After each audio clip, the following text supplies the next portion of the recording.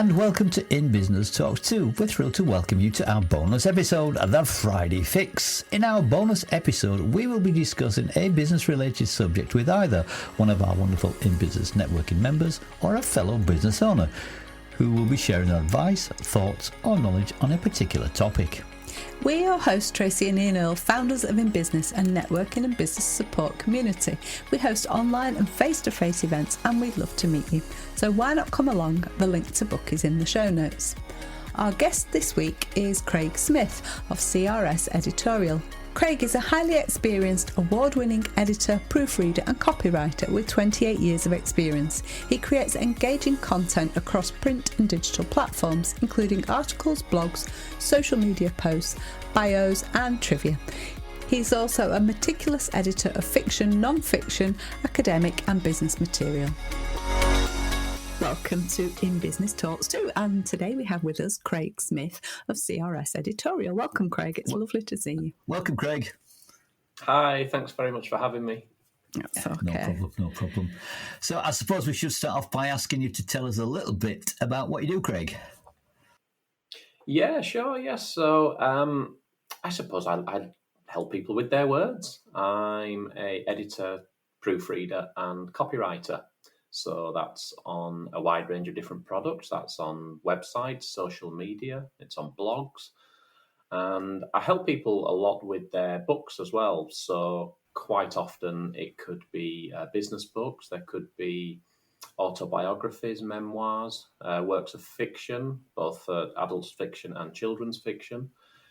So yeah, it's just kind of been that supportive arm, I suppose, to just help people get their products to market. Okay. I've got a question actually, just before we start. How did you get into have you always had a passion for words and things? How did you get into this? I have, yes. I think I was one of those fortunate ones that knew what they wanted to do from an early age. So that kind of 2-week period from school where you go on work experience.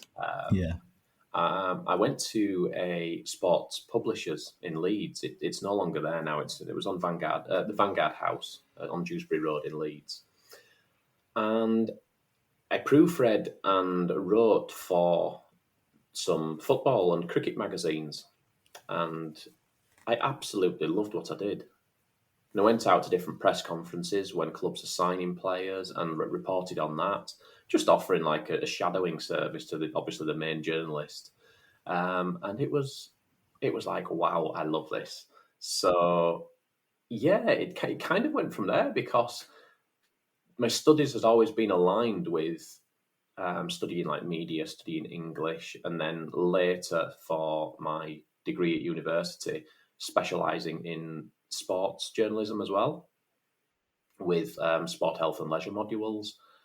So it's combining those two kind of passions with the sport and with the words. And yeah, I suppose it's kind of gone from there. Oh, right. Interesting. Well, you can tell you love what you do because when you're talking about it, you're just smiling, and so it's obviously a passion. It is obviously a passion. So we need copy, don't we, for our websites? We need it for our blogs. We need it for our social media stuff. Before we actually put pen to paper or fingers to the keyboard, what do we need to be thinking about before we even start writing? Yeah, it's a good question because I think before we do start things off, I think we need to identify the market that we're writing for. I think that's quite a big one because it's about understanding who you are going to be talking to, and quite often in business we hear the term pain points, don't we? And I think looking to answer those as well. So always having in mind that when this copy is produced, will it answer people's problems? Does it offer a solution? And I think in that kind of review process, you can think about what you've written about, see if you're happy with it. And I think don't always go with the first draft as well. So, you can step away, and like with anything, go for a cup of tea, go for a walk, whatever it may be, come back to it with a fresh pair of eyes and just to think, right, again, does it, like we say, identify the market that we're writing for as well? if I was a customer of said business, would I engage with this company based on this copy? Is it enticing? I think always asking yourself the question as well whilst you are writing, kind of who are you writing for? Again, what is it that you're writing, and how are you piecing the content together? Is it serving the purpose that is intended? Right. Yeah, because if it's not, you're wasting your time, I suppose. Yeah, it won't be effective, I don't suppose, will it, if it's not?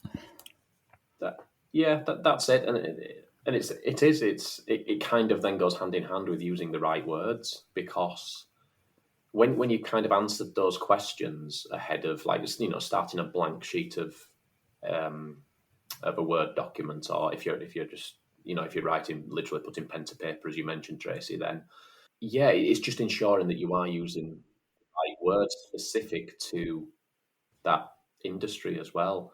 I think there's a good rule that I try to adopt, is just to make sure that your language it's warm and it's friendly, and it will subsequently promote the engagement and the inquiry that you're wanting in the piece as well, be it website copy, be it a blog you're writing, be it a social media post. And just kind of thinking like, well, okay, so what words do we kind of need to be using here that'll feed into the issue, but they won't confuse matters? Because I think all too often, and I've read pieces like this as well, I'm sure we all have, that when there's jargon in a, and there may be acronyms or abbreviations that you're left wondering, what does that mean? Having to go away and almost do your own research, which can turn people off as well. I'm just using an example. 3 letters in a row will mean about one subject may mean a completely different thing to me than what it would to you or to anybody listening to this. So I think it's just about just be mindful of the fact that jargon doesn't necessarily impress people, because you want your message to be open. You want it to be communicative. You want it to be accessible to as many people as possible. So with that in mind, then you don't want to confuse people. You want to make it as open, as accessible as possible. Yeah, and clear your message clear, really. Otherwise, people are like, "Oh, what's this about?" Yeah, what they're trying to tell us here. Yeah, Yeah, exactly. So what are your sort of top tips then for writing copy that sort of grabs attention and sort of drives an action? Do you know what I mean? That makes people do something. Do you have any top tips to help? What do you think about when you're trying to grab attention and get people to do something, or the reader to do something? Yeah, I mean, I think primarily you need to be yourself. So, you need to represent you as a person, your values, taking that into business. Because, yes, you can. I think a fantastic art of copywriting is being able to tell a story. Yeah. It's immersive and it gets people intrigued as well. So, kind of from a very young age, we're reading stories, aren't we? Storybooks, and we love the intrigue, we love the character, we love the narrative, the storyline. And I don't think it needs to be any different or much different when we are writing business copy as well, because so long as you are being truthful and you are answering the things that require answering without saying you can do certain things when you can't do certain things, making things into a story, I think that's quite a good thing as well. It entices people, it's engaging, and it leaves people as well wanting to kind of know the outcome. Yeah. There's a definite art to storytelling, though, isn't there? Is that something you concentrate on when you're writing your pieces? Do you think, how can I weave this into a story? How can I make this so people want to be, will make people engaged and listen and that sort of thing? I do sometimes, yes, because there's there's different forms of writing copy as well, with some of the things that we've mentioned kind of already. But I think ultimately being mindful of who you are writing for. What's the audience? So if, for example, it is a LinkedIn post, would you write the same as you would if it was for a primary school classroom, let's say? Yeah. But it's still the notion of telling that story, because you're painting a picture with words, really, aren't you? Yeah. Then whether it is that primary school classroom, or whether it is business professionals on LinkedIn who are reading something, who might be inquiring about a service that people offer, then it still goes back to answering those key points as well. So we take kind of a primary school story and all the stories that we kind of grew up with them. And I was a huge fan of Enid Blyton and Roald Dahl, and things like that. And you just think back to, okay, there was key characters, there was a storyline throughout, there was intrigue right until the end. And I think that also can be the case with what you are writing for your websites and such like. So almost putting enough information in what you are writing, but encouraging that call to action. So putting the information within to say, if you want to find out more, that kind of thing. Yeah. I mean, I know you mentioned not using jargon and acronyms in your copy. Is there any other mistakes that you see people making when, apart from grammar? What are some of the common mistakes that people make? Yeah, when do you look at some stuff and think, oh my goodness me? I hope you don't read much of my stuff.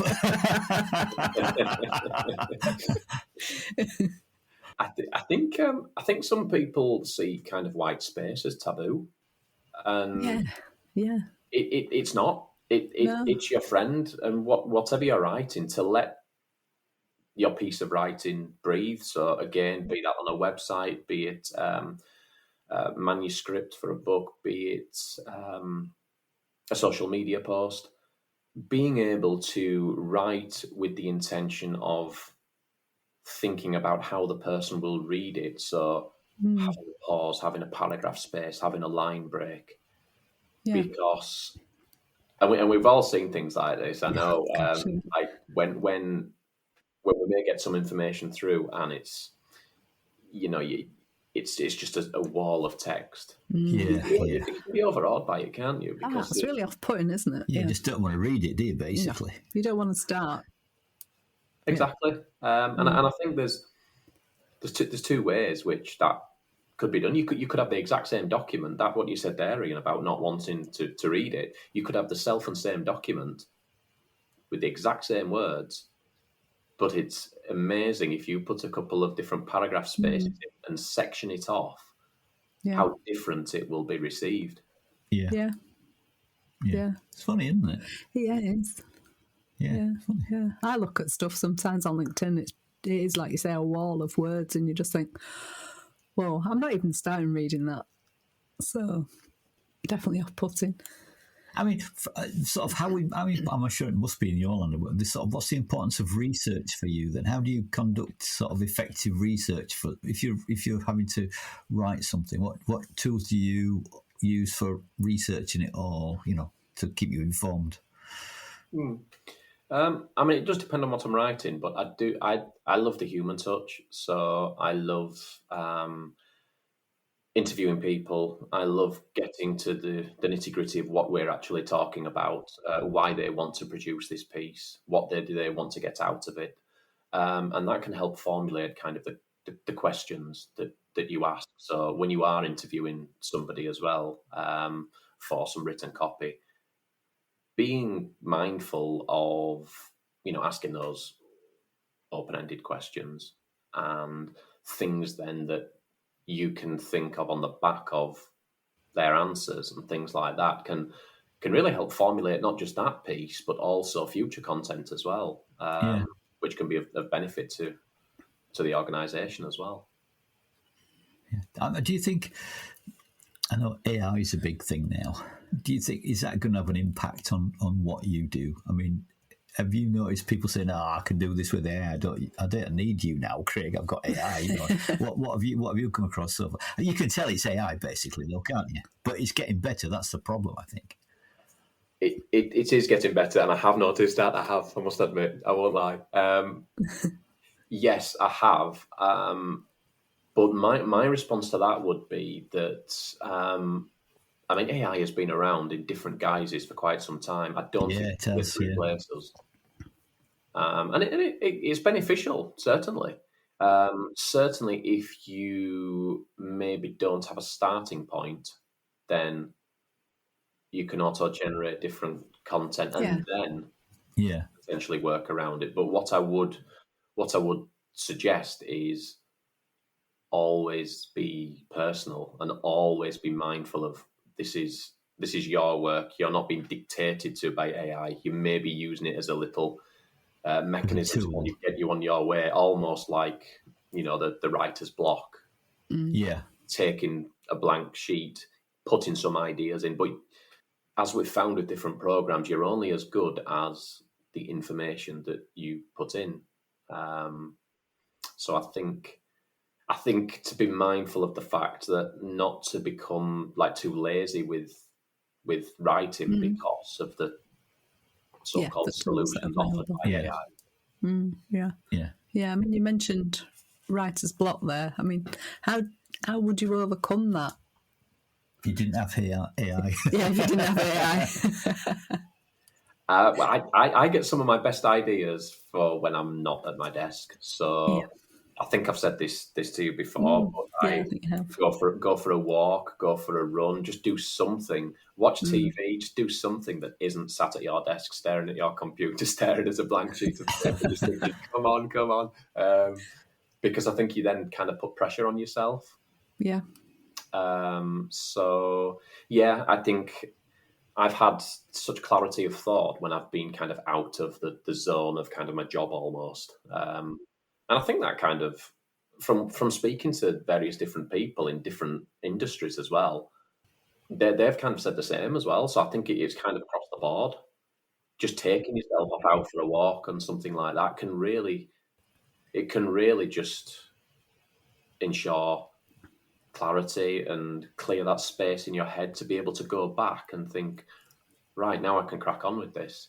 And of the things that you do, like I know you offer the editing and the proofreading and the copywriting. Do you have a favourite? Do you have one thing that you prefer doing above the other? What's? I don't think I do, to be honest. No, I love the fact that every job is different. Um, like I've just nicely done some award nomination bios, copywriting them. That said, I do love getting my teeth into kind of big books as well. So ensuring that you're kind of bringing on the editing and proofreading side that element of consistency, making sure there's a correct tone throughout and the construction of the sentences and the style is all as it should be. I think they kind of feed into each other and help out as well in different ways with doing, we'll be concentrating on editing one day and then maybe copywriting another and things like that. So no, I'm gonna sit on the fence. I don't think I do have a favourite. Have you ever had anything to proofread or to edit and you just thought, oh my God, this is awful, or Yeah, how do I tell the client this is rubbish? I'm just thinking, Without you naming names, obviously. I'm just thinking when Ian writes his memoirs. Yeah, and, yeah. When you proofread them, whatever, you think, like, what on earth is this tosh he's written? I think there's if that is the case, I think there's ways that you can address that. When like on the so there's kind of a couple of different forms of editing primarily, and then when it's what they call a developmental edit, it may mean that you could suggest or recommend to the author that you might want to just look at this area before submitting it, and things like that to just kind of help from their perspective. It would be more cost efficient for them to do that. but it's it's a service which is all part of the editing anyway. But Yeah. yes, I have seen different things, but primarily it seems to be good. Yeah, I think it kind of comes with the territory that you're going to be working on a document, be it editing, proofreading, copywriting. That if there's no work to be done, then why has that person asked for you to do things on Yeah. their work, Yeah. inquired about your service? So I think I like to promote the element of not considering it, well, I will have handed my document over now and therefore I'm going to receive it back and it's going to have all these amends on. I don't, if I can help it, I don't like the people to think along those lines, because I like to think that to be like a supportive arm for what they're trying to achieve. Yeah. So, as my business strapline is making words work for you, and it's just I want it to be the very best version it can be, and ultimately it's up to the person because it's their work. Yeah. But I wouldn't feel that I was doing my job properly if I didn't put forward any suggestions, recommendations, that kind of thing. Is it like when you get your homework back at school with all red crosses? Do you do all the? I used to have. Do you do all the proofreading marks? I used to do, yeah. Yeah, The BSI symbols, yes. Yeah, I remember. Well, when I started in printing many years ago as a compositor, one of the tasks that we had to do was as an apprentice, which nobody really liked because it was a bit boring, we thought, was you had to sit with a proofreader who spent his entire life sat at a desk reading everything that went through. And you take a proof of your print sometimes, and it'd come back with little squiggles and marks on, and it was good. Eventually, I can't remember any of them now, but we all had a sheet of these proofreaders' marks, and you just came to understand them and the meaning of them. Like and actually, when I went for my, I'm going to bore you now, but when I went as part of my test to be an apprentice, they sat me with the proofreader. I think it's a test to make sure you could read, basically, and the book that he was reading at the time was some sort of martial arts book, and he opened this book or whatever he was proofreading, and it had all sorts of Japanese and Oriental names, and I'm thinking, oh my God, now I'm fluffing my way through all these names and things like that. But obviously, I wasn't listening for that, but it was good. It was interesting. I can even remember his name, John Robinson. John Robinson. Must have had an impact on you. Yeah, lovely guy. He was a really nice guy, yeah, but if you got allocated to assist him with his proofreading, because you had to read the copy while you had to read the original while he read the sort of print version. You know what I mean? The copy. Does that make sense? So you had the original copy, and he had the other piece, and you had to read it to him so he could, it was mind-boggling. Sorry, I've digressed there. Sorry, Craig. Yeah. No, what is it? We'll edit that out. Yeah, we'll edit that out. It was a ramble. Yeah, it was a ramble. Yeah. No, I like it. It takes me back, does that? Because when I started at my previous organisation way back in 2005, we had the BSI symbols, and because we worked quite closely with different designers, we'd have kind of markups in green for like designer or typesetter notes, and then markups in red for like editor notes. And it was like the designers knew all these because they worked closely with us. We got to know some of the brilliant things that designers do, which are just still mind-boggling. I think it's amazing the work designers do. And because we worked closely with them, you could see that. So yeah. But I don't use them any longer. No, but I think somewhere around the house I have got my BSI card still. Yeah, I've probably got mine somewhere actually. Probably. Got everything proofreaders' marks, I think they were called. Anyway, brilliant.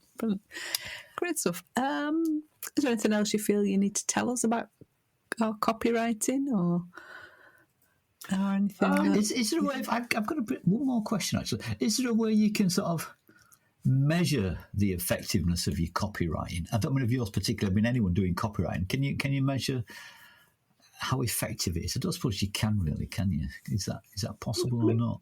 I mean, there's different tools you can use, isn't there, to see like how long people have maybe spent on different pages of your website and things like that. what's kind of the jump rate. So I suppose you've got your usual ones like Google Analytics and the newer version of that, but like different heat maps that you can see just to say, well, what specific areas of the page are people concentrating on? And then that would then get you thinking, well, I wonder why they're promoting, why they're concentrating on that area. Yeah. Yeah. And just to see as well, because I think it's crucial that you are keeping people interested. So, you know, in a headline, you've only got a couple of seconds really because there's that much content about nowadays to get people's interest, maintain people's interest, and then moving on to the first paragraph. Okay, how are you going to keep their interest again to move on to the paragraph number 1, 2, 3, and throughout the piece. So I think, that's something which kind of tied in with your question, but also I would add as well, and just to kind of bring this full circle, it would be to just be yourself, because I think when you writing for something that you are passionate about, being yourself, it's kind of the best tool we've got, I think. Because do you think it shows through? If you've got a passion for something, it does show through, doesn't it? I think. Yeah. I believe so. Yes. Yeah. And if you don't have a passion for something you're writing about, then why are you writing? Well, there's that, but I would say there's also just make sure that you do your kind of the research. Yeah. So find out about the particular person who you may be writing about, if it's a case study, or find out a lot about the company. And that can help formulate your questions and kind of follow-up questions you may have as well. Yeah. Interesting. I mean, do you recommend, when you're doing your emails, do you recommend doing like the A/B test and maybe putting 2 different types or styles of copy in those emails? For writing emails? Yeah, if you're writing you're doing a campaign to, I don't know, to all your email list, there's the A/B testing, isn't there? Would you put 2 different styles of copy in, or does that kind of contradict your... Because if one of them's like you personally, it's like your style, but then you're trying to do another style that's not really you, but see if that gets more engagement. Do you know what I'm trying to say? I do know what you're trying to say, I think, yes. I think it's going back to how you want to present yourself as well. So we all have kind of a voice that we portray in writing, a certain way of writing. It's just how we've developed, isn't it? And you just think, would I want this to be my consistent feel of writing for my business? So I get some LinkedIn newsletters, and I can tell, even without seeing the banner, seeing the person's name, who has written it, I'll certainly take a very good guess, because of they have consistently written in this fashion since I've been receiving the newsletters, and probably many more months before that as well. And just, it's almost kind of their signature now, that's the way they write. So I think if you hit on something which you like, so your style, and it is authentic to you, then I would say kind of stick with it. That may fly in the face of what works, but I think if you find a style that you like, and you think, it's open, it's engaging, it's immersive, then it's got to be ticking all the boxes, hasn't it? Yeah. Great stuff. Well, I think there's some really useful information there for people who are listening. If people do want to get in touch with you, Craig, how do they do that? So there's my website, which is crseditorial.co.uk. Then I am on LinkedIn, and also on, I hate to say X, but on Twitter currently, as well as YouTube. And there's aspirations in the future to kind of develop that, but primarily the website and on LinkedIn, yes, I would suggest. Okay. Great stuff. Cool. Lovely. Excellent. Thank you for your time today. I've enjoyed our chat, as ever. It's always great talking to you. Yes, and we'll look forward to seeing you on our network, or on your network, your network, yeah, it's not ours. Stop taking over. On your network, next networking event. And see you soon. Thank you. Take care, and thank you very much for joining us today. Thanks, Craig. Thanks very much. It's been lovely chatting to you. Take care. Bye-bye. We're almost at the end of this week's show, but just as a reminder before we go, don't forget to book your place at one of our online networking events where you can meet some great business owners and build those business relationships. If you're in the Wetherby, Leeds, York, Harrogate or Wakefield areas, then why not come along to one of our face-to-face events to meet us? The best business comes from the best relationships, and the link is in the show notes. Do you wish you could network with more confidence? We understand the challenges you face, whether you're new to networking or simply looking to improve your skills. Our Networking Know-How course will take you through the process and provide you with the practical tips and techniques to help you make more meaningful connections. We'd also like to mention our books, which are available on Amazon. How to Improve Your Business Networking Skills, that's 52 tips to help you with your networking. Our Notably Networking, a one-to-one networking notebook, is a place to keep all your notes from those follow-up one-to-one meetings. And last but not least, our 90 Days to Your Success Journal, where you can plan, set and plot the actions you will take to achieve your goals. Thank you so much for joining us this week on In Business Talks 2 Friday Fix. We hope you've enjoyed it, and if you have, all that we ask is that you simply tell a friend about the show. And please follow or subscribe so you never miss an episode. We'd really appreciate it. Until next time, this is Ian and Tracy, and together we are in business. Goodbye. Goodbye.